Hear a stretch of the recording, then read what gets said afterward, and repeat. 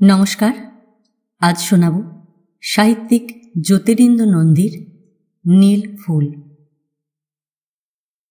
ওরা গিয়েছিল, ওরা বাংলাদেশ দেখে এসেছে। চন্দন, মলয় এবং ওদের বয়সের আরও কটি ছেলে ট্রেনে চড়ে দল বেঁধে বারাসাত হাসনাবাদ পৌঁছে তারপর নৌকো করে ইচ্ছামতি নদী পার হয়ে ওরা বাংলাদেশের শক্ত, গভীর, নির্জন সব আম, কাঁঠাল, সুপারির বাগান দেখে এসেছে। কেয়া ঝোপ, আনারস ক্ষেতের ভিতর দিয়ে পথ করে যেতে চন্দনের হাঁটুর চামড়া ছড়ে গিয়েছিল। মলয়ের পায়ে মন কাঁটা ফুটেছিল। তাহলেও ওরা সুজলা সুফলা শস্য শ্যামলা দেশের আসল ছবি দেখে এসেছে। প্রচুর পাখির ডাক শুনেছে, আর অনেক দূরে কামানের গর্জন শুনেছে কিনা তারা সঠিক বলতে পারেনি। তবে গুমগুম একটা শব্দ দুবার শুনেছিল নাকি। তাহলেও চন্দন, মলয় ও ওদের বয়সী কটি তরুণ সাহস করে দল বেঁধে বাংলাদেশের ভিতরে ঢুকে পড়েছিল। বাংলাদেশের মানুষের হাতে তারা ক-গ্যালন পেট্রোল, কয়েক টিন কেরোসিন, ক-শিশি গান অয়েল নাকি যেন ওরা বলছিল, বন্দুক সাফ করার তেল আর কয়েক পেটি পেনিসিলিন দিয়ে এসেছে। বাংলাদেশের মানুষ খুশি হয়েছিল। কদিনের কথা, তখনও আকাশ শুকনো ছিল, রোদের প্রচণ্ড তাপ ছিল, বকুল মাধবী ফুটতে আরম্ভ করেছিল। তীর, ধনুক, বন্দুক সাফ করার তেল ও কেরোসিন পেয়ে বাংলাদেশের মানুষেরা খুশি হয়ে চন্দন, মলয় ও তাদের বন্ধুদের পেট ভরে খুলনার খাঁটি ছানার বড় বড় বাদশাভোগ খাইয়ে দিয়েছিল, আর এত এত ডাব।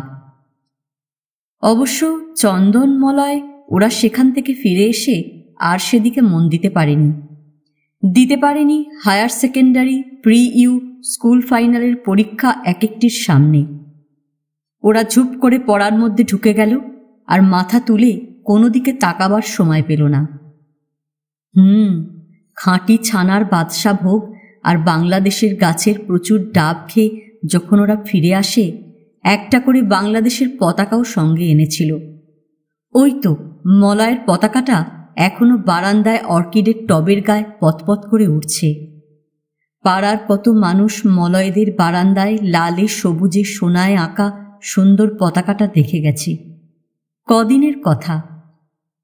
তারপর অবশ্য কর্তাও সেদিন সল্টলেক ঘুরে বাংলাদেশ দেখে এলেন। মলয়ের বাবা। বাংলাদেশ মানে সেখানকার লক্ষ লক্ষ মানুষ ভিটে মাটি ছেড়ে কাতারে কাতারে সব পালিয়ে আসছে। ডাঙার পথে হেঁটে এসেছে, নদীর রাস্তায় নৌকো করে এসেছে কত শত। কলেরার বীজাণু ছাড়া কিছুই কেউ সঙ্গে করে আনতে পারল না। লবণ হ্রদের দিগন্ত প্রসারী বালুর ওপর খোলা আকাশের নিচে ছড়িয়ে আছে ওরা। পাতার ডেরা বেঁধে আছে কত, গুণে শেষ করা যায় না। বিরাজবাবু, মলয়ের বাবা, মলয়দের মতন বাংলাদেশের জল, মাটি, আকাশ, আম, কাঁঠাল, সুপারি বাগান, কেয়া ঝোপ, আনারস ক্ষেত কিছুই দেখেননি। খুলনার খাঁটি ছানার বাদশা ভোগও খাওয়া হলো না তাঁর। পাখির ডাক, ঝিঁঝির ডাক দূরের কথা, কামানের গর্জনও শুনলেন না। তা হলেও বাংলাদেশের লক্ষ লক্ষ মানুষ তো স্বচক্ষে দেখলেন। মানুষ নিয়েই তো দেশ। লবণ হ্রদে তিনি বাংলাদেশ দেখলেন। যে জন্য বিরাজবাবুর স্ত্রী মলয়ের মার মন ভীষণ খারাপ ছিল দুদিন। দুদিন, কেননা মলয়ের মতন, মলয়ের বাবার মতন তিনি যে কিছুই দেখলেন না, কেবল রেডিওর খবর শুনেছিলেন। খবর শোনা আর চোখে দেখা কি এক? মন খারাপ করে মলয়ের মায়ের পুরো 2 দিন বারান্দায় বসে বসে কাটল। কাজে মন বসল না। রোদের তাপ কমছিল, বর্ষার মেঘ জটলা বেঁধে মাথার ওপর ঘুরঘুর করছিল। বকুল শেষ হয়ে গিয়ে কদম ফুটছিল। ফুরিয়ে যায় না কিছু, ফুরিয়ে যাচ্ছে না, তুমিও দেখবে। মলয়ের বাবা ভেঙচি কাটার মতন চেহারা করে হেসেছিল। তোমার বাড়ি থেকে লবণ হ্রদ কিছু 1000 মাইল দূরে না, বাংলাদেশ তোমার বারান্দায় এসে উঠল বলে। এমন কথা বলছো কেন গো? ভয় কাতুরে চেহারা করে মলয়ের মা বিরাজবাবুর মুখটা দেখছিলেন। বলবো না? বিরাজবাবু আর একটা ভেঙচি কেটেছিলেন। ঝড়ো ঝড়ো বাড়ি ঝরা শুরু হয়ে গেছে। রবি ঠাকুরের দেশের মানুষ, এ দেশের বর্ষার চেহারাটা তোমার অজানা আছে কিছু? মাথার ওপর ছাউনি না থাকলে হতভাগ্যরা আমাদের ঘর বারান্দায় এসে ঢুকবে না তো কি বাচ্চা কাচ্চা নিয়ে জলে ঝড়ে মরবে? তবে যে শুনছি ওদের জন্য বড় বড় ক্যাম্প তৈরি হচ্ছে, শয়ে শয়ে তাঁবু খাটানো হচ্ছে। হচ্ছে, বিরাজবাবু ঘাড় কাত করলেন। তবে হওয়ারও তো সময়ের দরকার, নাকি বলো? 50 লাখ মানুষের আস্তানা কিছুকেও একদিনে একবেলার মধ্যে তৈরি করে দিতে পারে না। তাও বটে, গিন্নি কথাটা বুঝলেন। তার আগেই তো বাচ্চা কাচ্চা নিয়ে খোলা আকাশের নিচে বেচারারা ভিজে চুপসে একাকার হতে থাকবে। আজই তো আকাশের অবস্থা কেমন। কাজেই বাংলাদেশ তুমিও দেখবে। বিরাজবাবু আর ভেঙচি কাটলেন না। ওই ভুবনবাবুর বাড়িটা এতকাল আধখানা তৈরি হয়ে পড়েছিল, দেখেছ তো? হুম, ভালো কথা। মলয়ের মার চোখ দপ করে বড় হয়ে উঠল। আমাদের ছাদে উঠলেই বাড়িটা দেখা যায়, কিন্তু কাল দেখলাম ছাদটা তৈরি হবার আগেই তেরপল খাটিয়ে কারা যেন সব এসে উঠেছে। 1 সেকেন্ড চুপ করে থেকে মহিলা ঢোক গিললেন। তবে কি ওরা লবণরথ থেকে এসেছে? এবার বিরাজবাবু সরলভাবে হাসলেন। আসেনি, আসতে পারে। যদি বাড়িটা জবরদখল হয়, সেই ভয় সেই আতঙ্কে ভুবনবাবু সপরিবারে টালিগঞ্জের বাড়ি ছেড়ে উল্টোডাঙার ছাদ খোলা এই নতুন বাড়িতে তেরপল খাটিয়ে কাল থেকে থাকতে আরম্ভ করেছেন। মলয়ের মা গম্ভীর হয়ে গেলেন। কাজেই তোমার আফসোস করার কিছু নেই। মলয়ের বাবা গিন্নিকে সান্ত্বনা দিলেন। শিগগিরই তুমিও যাকে বলে স্বচক্ষে বাংলাদেশ দেখবে। কিন্তু সেটা যে এত তাড়াতাড়ি দেখতে হবে বিরাজবাবুর স্ত্রীর ধারণা ছিল না। একটা সকালের মধ্যে তিনি অতিষ্ঠ হয়ে উঠলেন। মা গো! কি চাই বাছা তোমার? কিছু খেতি টেতি দেন মা। মলয়ের মার মুখখানা অন্ধকার থমথমে হয়ে উঠল, যেন অনেকক্ষণ আগেই থমথমে হয়ে আছে। এই সকালের মধ্যে 3 জনকে দিলাম। বাসি রুটি টুটি যা ছিল 2খানা 1খানা করে বিলিয়ে সব শেষ করেছি। আর তো আমার কিছু নেই। 4ডি চাল দেন মা। কেন? সরকার থেকে তো তোমাদের চাল দিচ্ছে না? হ্যাঁ, লোকটা মাথা নাড়ল। সেই সঙ্গে শুকনো শরীরটা ঠকঠক করে নড়ল। 1 দুগ্গা করে 100 ইন্দা চাল দিচ্ছে মা। দিচ্ছে না মিশা কথা বলবো কানে।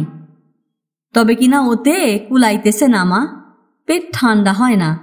বাচ্চা কাচ্চা ঠাটা কইরা কাঁদছে। মলয়ের বাবা পাশে দাঁড়িয়ে শুনছিলেন। মলয়ের মা তাঁর দিকে ঘাড় ফেরালেন, কিছু বললেন না। হ্যাঁ দিন মা, কেমন বিপাকে পইরে আমরা ভিটে মাটি সেইরে চইলে এসছি। মলয়ের মা ঘর থেকে 1 মুঠো চাল এনে বুড়োর কোঁচড়ে ফেলে দিলেন। মা গো! আবার একটি। মলয়ের মা গজগজ করে উঠলেন।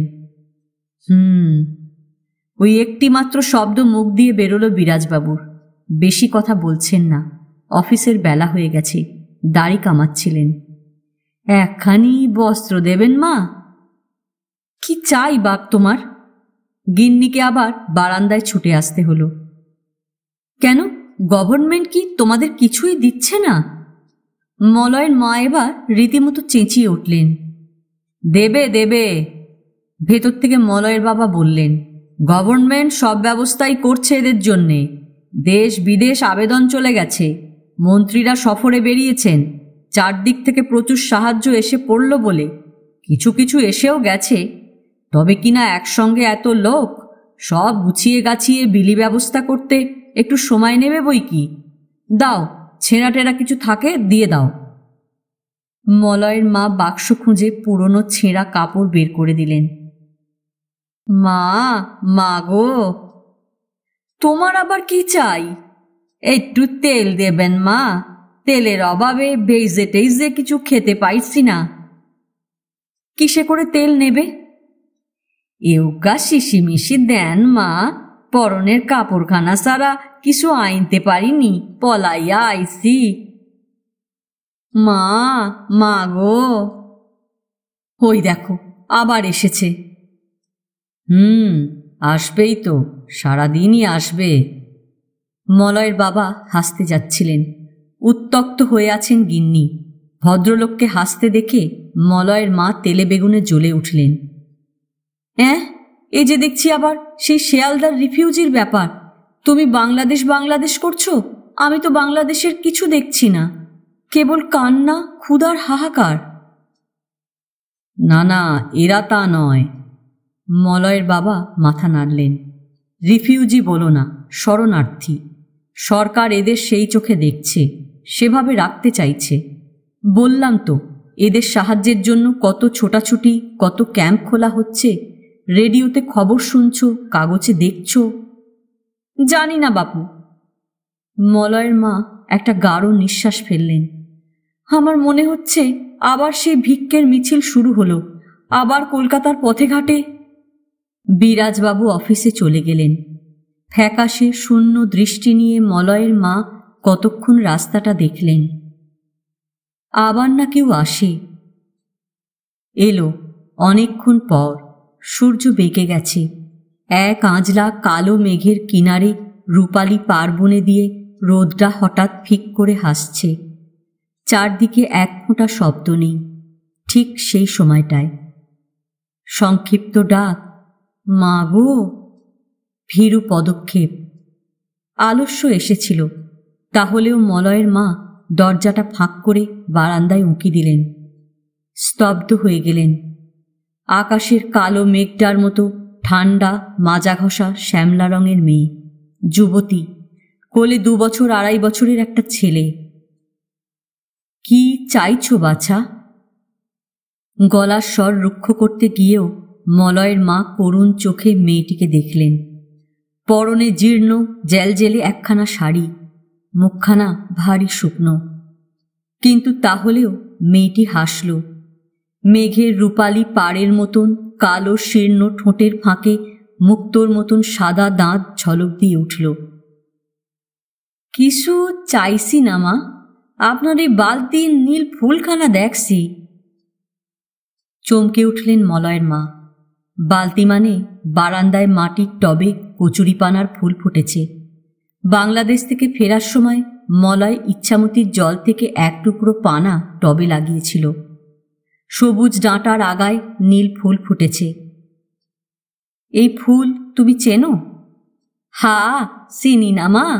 আমাগো দেশে বিলে হাওড়ে জাঁক দিয়া এই ফুল ফোটে। আমরা কই জার্মানি ফেনা। তাও বটে, কচুরিপানা জার্মানি পানা। ছেলেবেলায় ঠাকুমা ঠাকুমার মুখে মলয়ের মা শুনত। হঠাৎ এখন মনে পড়ল, সেই প্রথম বড় লড়াইয়ের সময়, ইংরেজ জার্মান যুদ্ধের সময় এদেশে এই ফুলের আমদানি। তুমিও কি লবণরথ থেকে আসছ? হি মা। যুবতী ঘাড় কাত করল। পথ দিয়া যাইতেছি, আপনার এই বালতির ফুলখানা দেখা আমার খোকা চিনল। তোমার ছেলে এটি? হি মা। মুক্তোর মতন সাদা দাঁতের হাসির ঝলকটা আর দেখা গেল না। উদম গা, বুকের হাড় পাঁজর বেরিয়ে আছে। বড় বড় দুটো চোখ মেলে মার কোল থেকে প্রায় ঝুঁকে পড়ে অবোধ শিশু টবের ফুলটার দিকে তাকিয়ে সেদিকে হাত বাড়িয়ে হিহি করে হাসছে। খোকার বাবা কোথায়? মলয়ের মা আচমকা প্রশ্ন করল। ওই যে মা, আমাগো উত্তরের বিলের ধারে ওরে রাইখা আইলাম। আঁচলের কোনা দিয়ে যুবতীর চোখ মুছল। সব মাইয়া সাইলাদের সাথে আমি পালাইয়া আইছি। ছেলেটা ক্রমাগত ফুলটা দেখছিল, হি হি হাসছিল। এবার বোটা শুদ্ধ ফুলটা ছিঁড়ে মলয়ের মা শিশুর হাতে তুলে দিলেন। দিয়ে তাঁর ভালো লাগল। চোখের কোনা মোচা শেষ করে যুবতী বলল, আপনাদের কমু কি? বিলের ধারে কাতারে কাতারে খান সৈন্য নাম ছিল সেদিন মা। গ্রামের 8-10টা জোয়ানের সাথে দাও বল্লম তীরধনু লইয়া আমাকে খোকার বাবাও ঝাঁপাইয়া পড়ল।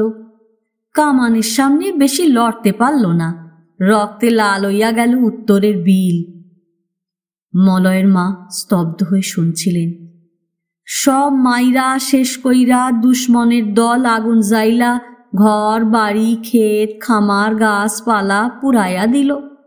বিলের বেবাক কচুরি ফেনা পুইরা কালা আংরা হইয়া গেল মা। নীল ফুলটা মুখের কাছে তুলে ধরে মায়ের কোলে থেকেই আহ্লাদের ছেলেটা যেন নাচতে আরম্ভ করল। সলি মা। আঁচলের খোঁট দিয়ে যুবতী আবার চোখের কোনা দুটো মুছল। তবে কি না আবার বর্ষা হইব মা, পানির সিটা পড়লে আবার আমাগো বিলে জার্মানি ফেনা গজাইয়া জাঁক দিয়া ফুল ফুটব। ফুটব। আশায় উত্তেজনায় উৎসাহে যুবতীর 2 চোখ বুঝি হঠাৎ উজ্জ্বল হয়ে উঠল। রূপলির ঝিলিক হয়ে কালো সুটাম ঠোঁটের ফাঁকে মুক্তোর মতন দাঁতের হাসিটাও চকিতে ভেসে উঠল। তখন যদি আবার দিন ফিরাইয়ে। মলয়ের মা কেমন বিমূঢ় হয়ে গিয়ে দেখছিলেন, কথাগুলো শুনছিলেন। বারান্দা ছেড়ে যুবতী নেমে গেল। এই বুঝি সত্যিকার বাংলাদেশ। অস্ফুট শব্দ করে তিনি একটা গাঢ় নিঃশ্বাস ফেললেন। বাচ্চা নিয়ে মেয়েটা ধীরে ধীরে সল্ট লেকের দিকে হেঁটে চলে গেল। রোদ নিভে যাচ্ছিল। এ গল্প এখানেই শেষ। কেমন লাগলো কমেন্টস করে জানাতে ভুলবেন না। যারা গল্প শুনছেন কিন্তু চ্যানেলটা সাবস্ক্রাইব করছেন না, তাদের কাছে আমার অনুরোধ রইল, প্লিজ আমার চ্যানেলটা সাবস্ক্রাইব করে নেবেন। আপনারা সাবস্ক্রাইব না করলে আমি খুব বেশি দূর এগোতে পারবো না, এই অনুরোধটুকু রইল। আর হ্যাঁ, ভালো লাগলে একটা লাইক আর একটা শেয়ার করবেন। আজকের মতো নমস্কার।